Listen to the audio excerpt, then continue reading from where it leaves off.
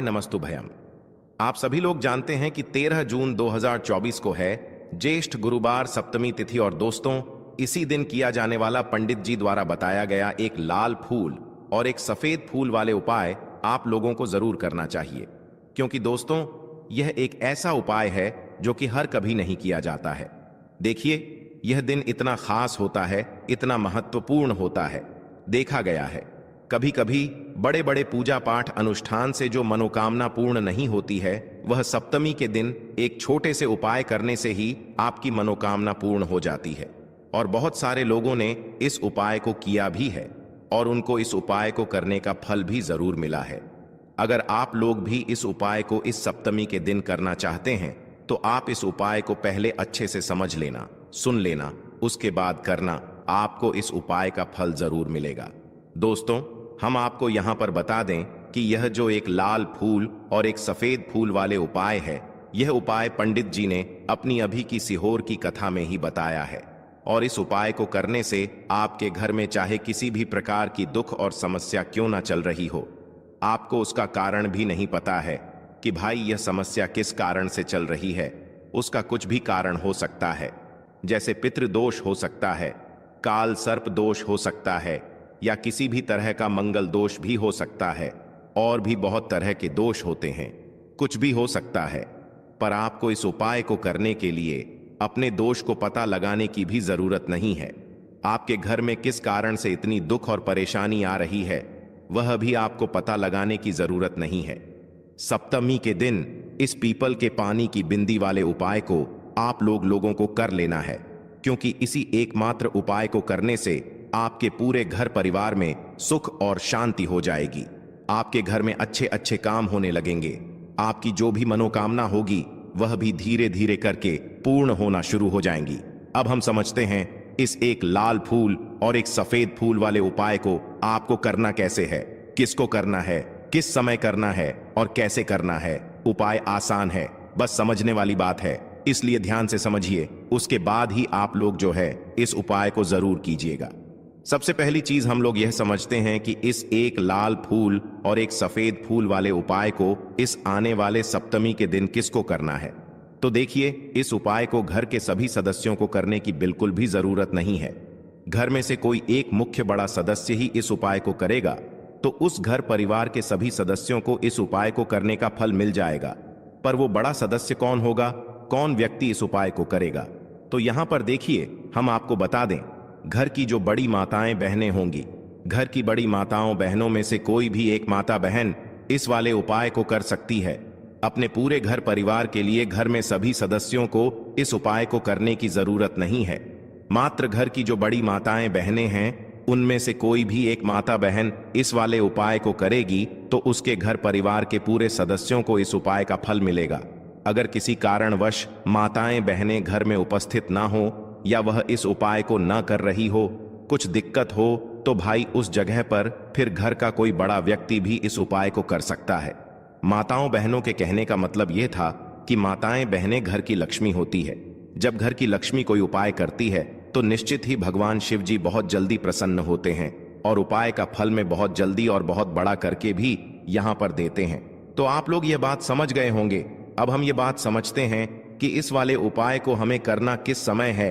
एक लाल फूल और एक सफेद फूल वाले उपाय को हमें सप्तमी के दिन करना किस समय? तो देखिए, इस उपाय को करने का जो समय है वह सुबह का समय है और शाम का समय भी है। अब देखिए, यहां पर हम मुख्य रूप से सुबह का समय नहीं बोलेंगे, क्योंकि देखिए सप्तमी है और आप सभी लोग जानते हैं सप्तमी के दिन का प्रदोष काल का मतलब शाम का जो समय होता है ना, इस दिन भगवान शिव जी का सबसे प्रिय दिन होता है। तो आप लोग इस एक लाल फूल एक सफेद फूल वाले उपाय को सुबह के समय भी कर सकते हो और शाम के समय प्रदोष काल में भी कर सकते हो। सुबह के समय अगर कर रहे हो तो 10, 11, 12 बजे तक भी अगर उपाय करोगे तो भी आपको उपाय का फल मिलेगा। वहीं अगर शाम के समय कर रहे हो तो इस दिन जरूर शाम के समय का ध्यान रख खना कि शाम के 6 बजे से लेकर 7 बजे के बीच में अगर आप इस उपाय को कर सकते हो तो बिल्कुल कर लेना, पूरी कोशिश करना। पर अगर किसी कारणवश इस समय के बीच में ना कर पाओ तो 7 तई और रात 8 बजे तक भी अगर आप उपाय को करोगे तो आपको उपाय का फल जरूर मिलेगा। यह बात आपको समझ आ गई कि आप इस उपाय को सुबह और शाम दोनों समय कर सकते हो। मतलब करना आपको एक ही समय है, घर में से किसी एक ही बड़े व्यक्ति को करना है, पर एक ही बार इस उपाय को करना है, दोनों समय नहीं करना है। आपको जो समय अच्छा लगे आप उस समय पर इस वाले उपाय को कर सकते हैं। अब सबसे महत्वपूर्ण बात आती है कि इस उपाय को हमें करना किस लिए है।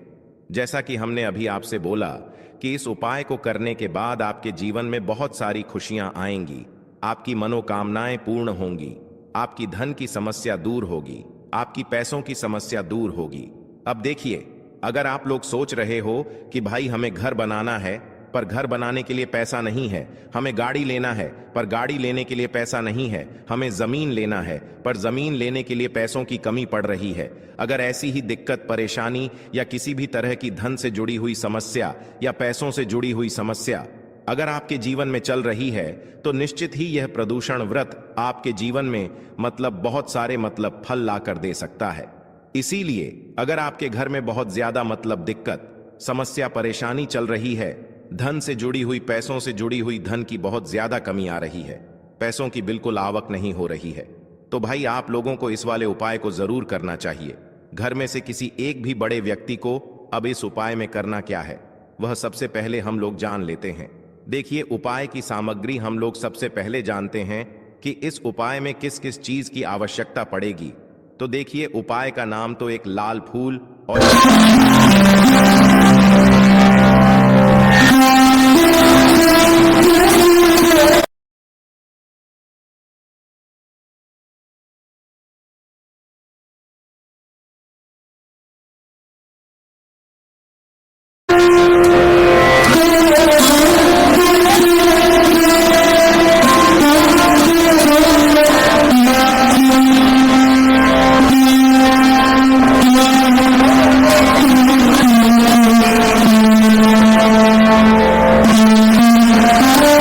लाल फूल जो उपाय का नाम है।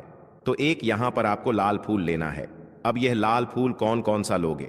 देखो, शिवलिंग के ऊपर जो लाल फूल चढ़ता हो उनमें से कोई भी एक लाल फूल पसंद कर लेना और वह कहीं से तोड़कर या कहीं से खरीद कर लेकर आना और उस लाल फूल को उपाय में प्रयोग में लेना। उसके बाद में एक सफेद फूल का विशेष रूप से ध्यान रखना। जो सफेद फूल शिवलिंग पर चढ़ता हो, सिर्फ वही सफेद फूल लेकर आना, इसके अलावा कुछ मत लेकर आना। तो एक एक मात्रा में ही आपको यह चारों सामग्री चाहिए। एक बेलपत्र, एक शमी पत्र, एक लाल फूल और एक सफेद फूल। यह चारों सामग्री आप लोग तैयार करके रख लेना। प्रदूषित के दिन, प्रदोष काल में या सुबह के समय, जब भी आप इस उपाय को कर रहे हैं, जैसे ही आपके उपाय की सामग्री तैयार हो जाती है, तो क्या हम सीधा उपाय को करने के लिए इन चारों सामग्री को लेकर उपाय करने के लिए जा सकते हैं?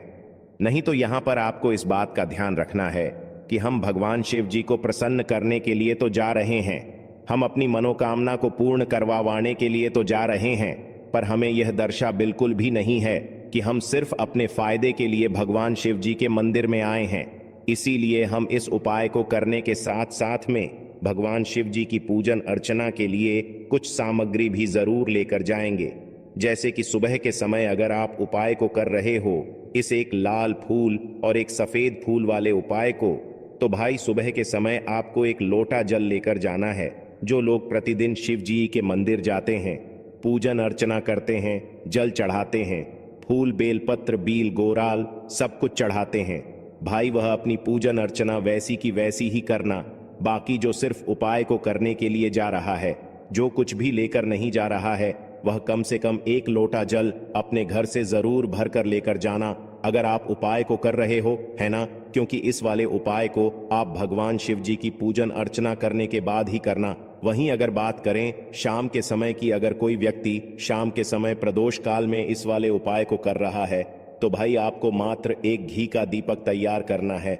ये बात हम हमेशा बोलते हैं, शाम के समय प्रदोष काल में कोई कर रहे हो ना, तो दीपक का विशेष महत्व होता है। और सप्तमी के दिन का प्रदोष काल में जो भी व्यक्ति दीपक जलाता है ना भगवान शिव जी के मंदिर में, भाई उसके जीवन से सारी दुख और परेशानियां भी दूर होती हैं। तो भाई इस दिन दीपक का विशेष रूप से ध्यान रखना आप लोग अगर आप इस उपाय को शाम के समय प्रदोष काल में कर रहे हो, है ना, ये जो दीपक आप लोग लोगे यह आटे का लोगे। जो आटा आप गूंद दोगे उसके अंदर कुछ भी मत डालना, मात्र सादा आटा गूंद कर उसे तैयार कर लेना और एक मीडियम साइज का दीपक तैयार कर लेना। वह दीपक ना ज्यादा छोटा हो ना ज्यादा बड़ा हो, है ना। उसके बाद में दीपक आपका तैयार हो जाए तो इसके अंदर जो बत्ती रखोगे वह गोल बत्ती रखोगे। देखो, गोल बत्ती भी दो तरह की होगी, एक बाजार की और एक घर वाली। तो कोशिश करना अपने घर में जो रोई रखी हुई है उस रोई से आप लोग एक गोल बत्ती अपने ही हाथों से बनाओ। उपाय का फल अच्छा मिलता है। भगवान शिव जी जल्दी प्रसन्न होते हैं। जब हम किसी भी उपाय को अपने हाथों से परिश्रम करके तैयार करते हैं तो आपको उस दीपक के अंदर एक गोल बत्ती रख देनी है। इसके अंदर जो चीज आप लोग डालोगे वो डालोगे शुद्ध देसी गाय का घी। इस बात का विशेष रूप से ध्यान रखना, शुद्ध देसी गाय का घी ही डालना है। तेल वगैरह आज के दिन तो मतलब इस दिन मत डालना, सप्तमी के दिन की, क्योंकि भगवान शिव जी का सबसे प्रिय दिन और प्रिय समय पर हम लोग इस वाले उपाय को कर रहे हैं। तो थोड़ा सा शुद्ध देसी का घी इतना डालना कि वह दीपक कुछ समय तक चल सके। ना बाजार वाला मिलावटी घी डालना, ना भैंस का घी डालना। शुद्ध देसी गाय का घी आपको ढूंढने में थोड़ी मतलब मेहनत लगेगी और महंगा भी मिलेगा, पर इसी मतलब घी से भगवान शिव जी प्रसन्न होते हैं और उसी शुद्ध देशिका की घी से घर में बरकत भी बनी रहती है और हमारे घर में सुख शांति भी बनी रहती है। इसलिए इस शुद्ध देशिका की घी को अपने घर में हमेशा रखा करो। वह भगवान शश जी के कार्यों में भी उपयोग में आता है और उपायों में भी हम लोग प्रयोग कर सकते हैं। तो यहां पर आपकी सारी तैयारियां हो चुकी हैं। उपाय को करते समय शुद्धता का विशेष रूप से ध्यान रखिएगा। सुबह कर रहे हो तो भाई सुबह तो आपको स्नान करना ही करना है। बाकी शाम को कर रहे हो तो शाम को मात्र हाथ मुंह धोकर भी आप लोग इस वाले उपाय को कर सकते हो। कोई दिक्कत वाली बात नहीं है भाई। उपाय की पूरी सामग्री तैयार करके और पूजन सामग्री लेकर आपको भगवान शिव जी के मंदिर पहुंचना है, जो आपके घर के पास में हो, जहां पर शिवलिंग विराजित हो, शिवालय हो, वहां पर आप लोगों को पहुंचना है। और जैसे ही आप भगवान शिव जी के मंदिर में पहुंचते हो, जकर ही उपाय शुरू नहीं करना है। पहले आपको भगवान शिव जी की पूजन अर्चना करना है। पूजन अर्चना कैसे करोगे? सुबह के समय गए हो तो एक लोटा जल वगैरह जो भी पूजन सामग्री लेकर गए हो, उससे पहले पूजन सामग्री आप लोग मतलब पूजन भगवान शिव जी की कर लो।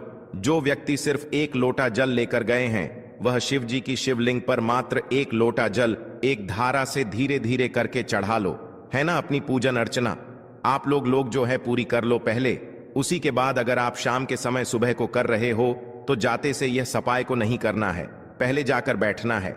भगवान शिव जी के शिवलिंग के पास में आप जो दीपक तैयार करके लेकर आए हो उस दीपक को पहले जलाना है। यह जो दीपक आप लोग जलाओ गना, यह किसी और की माचिस से मत जलाना।